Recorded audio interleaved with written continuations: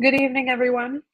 I am Akriti Srivastav, and welcome to the live interactive session organized by Indian Cybersecurity Solutions.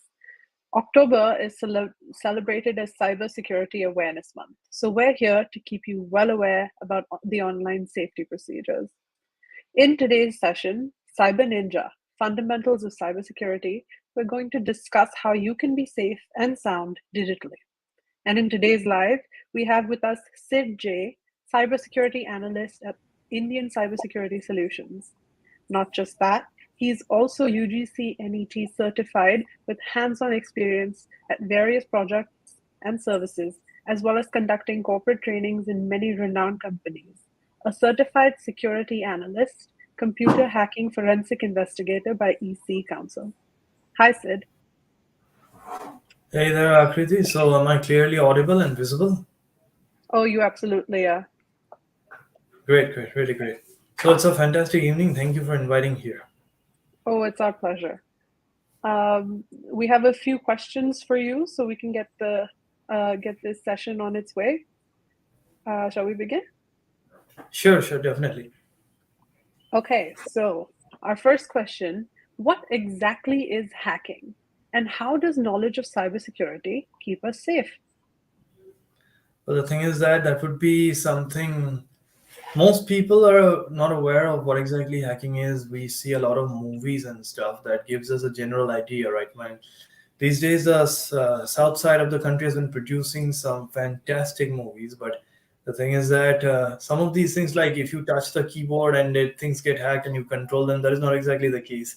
Uh, Most of the hack or the compromises, as we call it in a more appropriate language, we should call it a data leak, or we should call it maybe a compromise, right?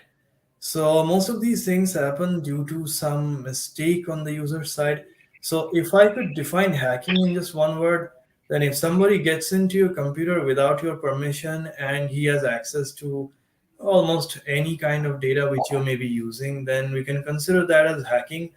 But that would be a rather more boring description of it as compared to that which we see in movies, right? So, in some of the movies, I see some good description, like you are in your seat and suddenly you get access to someone else's system. There are lots of windows and terminals flashing fancy codes and stuff like that. And There's that also, definitely a lot of movies like that nowadays. yes, and we also see a man with a white mask and stuff. So that kind of gives the hacking idea for most people.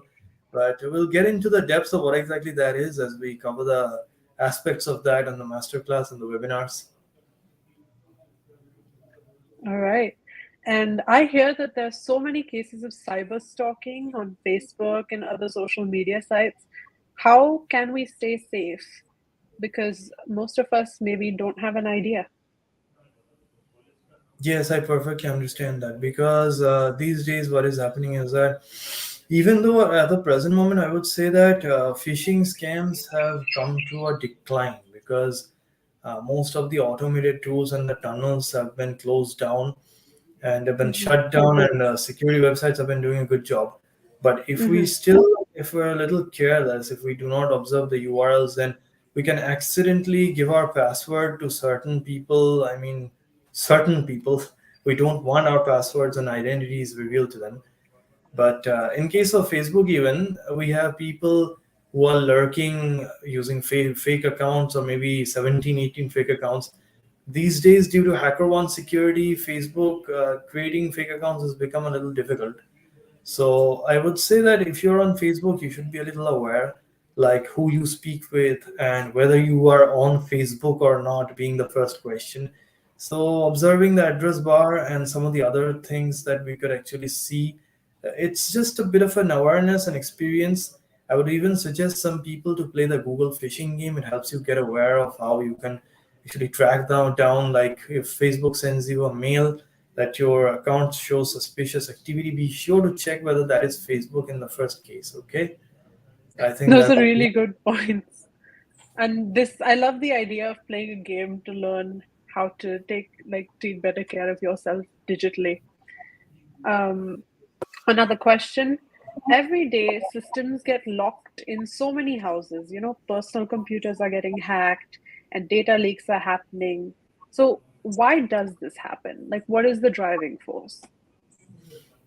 An excellent question at that point because this has been happening a lot, especially during the COVID 19 lockdown when work from home became quite an evident tradition. Okay, so the point being that most of the mistakes happen on the user side, as I have mentioned before, that it is difficult to get into your system if you do not allow a person to get into your system, right? Either there is a physical access or there is some form of mistake which you may have made, either going to a website. Lots of people are using like their dad's phone or their mom's computer. So in that case, sometimes the kids. So we have to be aware of that. So these days, I think cybersecurity is being taught on a large scale to children as well. So I think it is we can stay safe by being a little aware and double checking the websites where we actually go. Be careful about the URLs. Once again, URLs are pretty important. Okay. That leads to my next question, funnily enough, Sid. It's how do I stay safe while browsing the internet? Now, of course, that is quite important to know that if you observe carefully, then in the address bar, you will see that there is a padlock. Okay. That padlock is your security. So even as we speak, we see in StreamYard itself, there is a padlock over there. If anyone is following this, then you can go and click on that padlock. You'll be able to see something called an SSL certificate. That is more or less an encryption. So it prevents your credentials or your personal data or any communication with the remote server to go outside or stay out of the hands of someone you don't want it going. So the thing is that if you want to stay safe on the web, then be careful about whether it is an HTTP or an HTTPS. But I'm not going into the technical details. You just check whether a site has a padlock or it doesn't have a padlock. Simple as that. That will go a long way in keeping you safe on the web. And also be careful about where you go. And Google can give you any amount of results, but you have to observe the hits carefully and check out that whether it's taking you to a legitimate website. So that's how you can be a little aware, a little bit careful about what crafted websites look like. Okay. And then again, furthermore, we can discuss during the master session. Of course. I feel safer already knowing just a little tip and trick. I just have one more question for you. How do I keep my family safe? You just mentioned, oh, sometimes you're on your parents' phone, or younger kids are playing on their parents' phone, or I have older parents who maybe don't know how to use their phones correctly. So, how do I keep my family safe from banking fraud? Yes, definitely. That is this particular case has been happening for a while, and in some of the states, I can see CESC, or the central board. I mean, the Central Electricity Board. We can see that we have been receiving WhatsApp messages of disconnecting the power services at our homes. Trust me, nobody in CESC or any electricity board has the time to cut your power at sharp 9:30. Now, that is some is quite the weird point, which you can see that in every message, in every household, no matter whether you pay, whether you have paid your bill or you haven't, they will definitely cut the power at 9:30 only, no sooner, no later. Okay, those are automated messages which have been generated and they are sent by one click. And if you talk about banking frauds, I can't say that I am an invincible person. And I, even if I'm in the wrong mindset, somebody calls me and says that I am calling from the State Bank of India and this branch, and he's going to ask for our PIN code, our credentials, and you'll see there's something called the CVV number at the back of your debit or credit card. You do not share those things under any circumstances. No bank staff or the staff of any bank is not going to ask you about any PIN codes or credentials, your passwords or banking IDs is not going to ask you. Okay, they have their own operating systems and their ways of communicating with the server. They may ask you to verify your address. Please be careful about the Mr. Robot scenario. We have seen that epic American series. So you're careful about the scenario. If somebody calls you and asks you, please verify your address, then you'll have to verify whether that person is calling from a legitimate source. Okay. So be careful about banking frauds. Be careful about your IDs and your card details. I think that will take you a long way, and it'll keep you safe for a while, at least till the next generation of threats arise. Definitely. That's actually very informative. Thank you, Sid.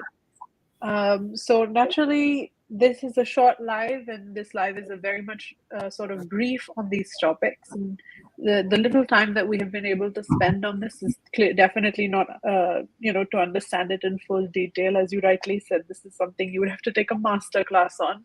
So, Definitely.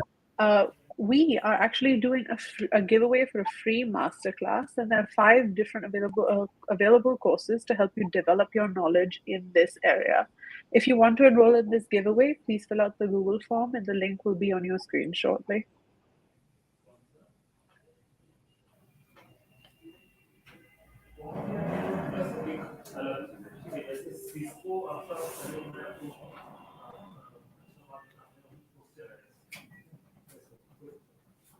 Okay, ladies and gentlemen, I think we are going to now close off the live. Thank you so much for joining us.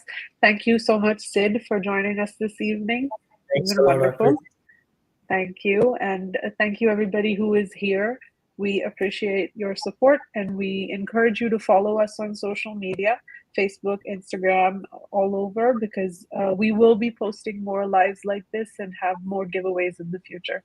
Thank you. Thank you, everyone. Good evening.